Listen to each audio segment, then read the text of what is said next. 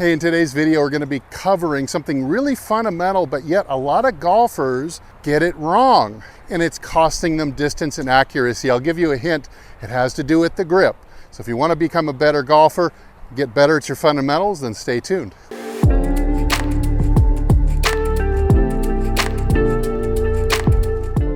Hey, this is Steve with HitItLonger.com. I continue my journey to hit the ball longer and straighter than I ever have before, and I hope to show you how to. So in the private lessons that I do, I see a lot of people making some big errors in the left-hand grip specifically, and I want to cover one for you that's really going to help a lot of you. Now, the most common grip that I see amongst average golfers to higher handicap golfers, I see the thumb running straight down the grip, straight down at 12 o'clock, but I see this big separation between the thumb and the rest of the hand, and this sometimes will cause, you can see the grip will tend to fall a little too far down into my palm, not at my fingers because of this.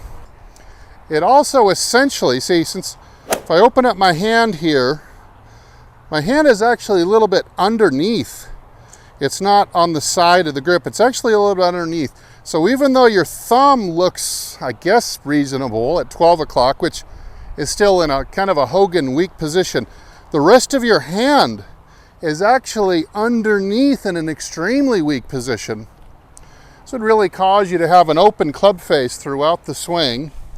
Definitely be a slice tendency type of a grip. So let's make a couple of adjustments here. Notice when I grip it like this, and I have this big gap. See that big gap right there between my thumb and the rest of my hand? We would like to tighten that up. So watch as I'm going to bring my thumb in. I'm going to bring it up here into a crease that the bottom divides into a V. You can see that.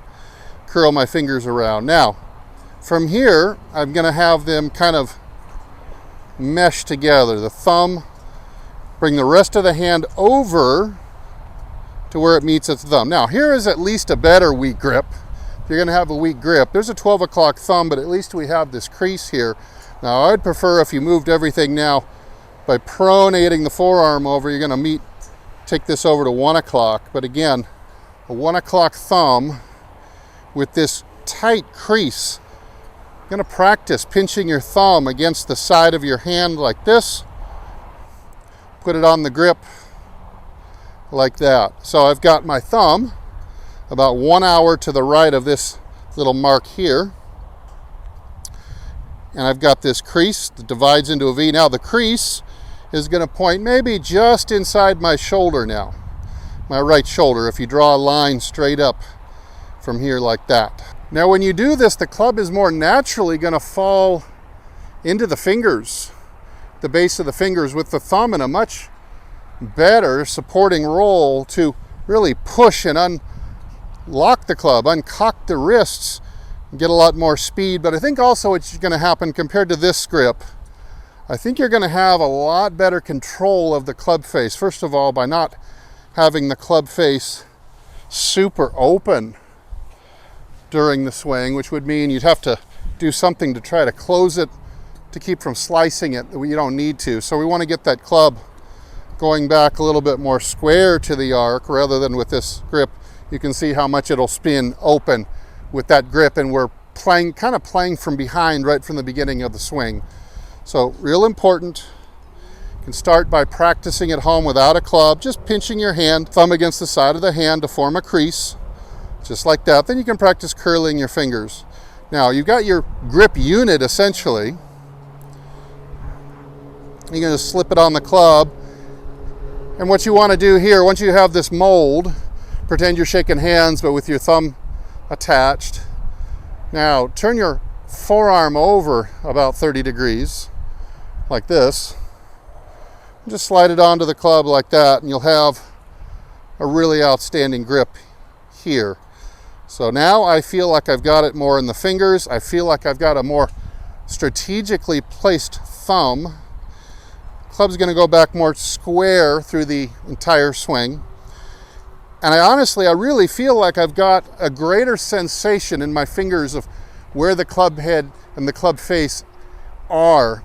I feel like I can control the club face better because I'm more aware of where it is with my grip in this position. So let's give one a try here. So first I'm going to set that left hand grip. That's the first thing I'm going to do here before I set the feet. So something like this. And the right hand will just conform to what the left hand's doing. And voila, we've got a nice drive right down the middle with that grip. So keep this in mind that if your grip is poor, it's like you're playing from behind in the fourth quarter. If it was a football game, you're playing from 2 touchdowns behind. Sure, you might come back and win the game, but it's going to take a heck of a lot of work just to win some of the time. Because certainly when you're 2 touchdowns down, you're going to lose a lot of those games, even if you do make a furious comeback. So throughout the swing, you're playing catch up. Just better yet, to get your fundamentals in line, fundamentals of grip and setup should be checked often, should be checked regularly in front of a mirror, no matter how good you get. If you haven't learned it, a lot of us haven't learned to do these things correctly, excellently, and there's no motion in grip and setup. So I would ask you to strive to be outstanding at both of these ideas. Grip and setup, you should really look good standing over the ball because there is no motion, there's no ball to hit. So not really any excuse. And then it's going to set you up to where good motion feels much more natural. Bad motion starts to feel unnatural, and you start to work your way down the funnel towards a good golf swing. So remember this left-hand thumb pinch against the side of the hand, and turn that grip over so it's a bit stronger. 1 o'clock thumb is what I would advise you to do. You can get away with 12:30, 1:30, anywhere in that range, but 1 o'clock is a really good fundamental place to jump off. Again, with that crease dividing into a V at the bottom. Hey, I hope this tip helps. If you want some more tips, videos, articles that I think are going to help you with your game, head over to my website, hititlonger.com. I'm Steve. Thanks for watching, and as usual, I'll either see you in the next video or I'll see you longer and straighter down the fairway. Everybody take good care.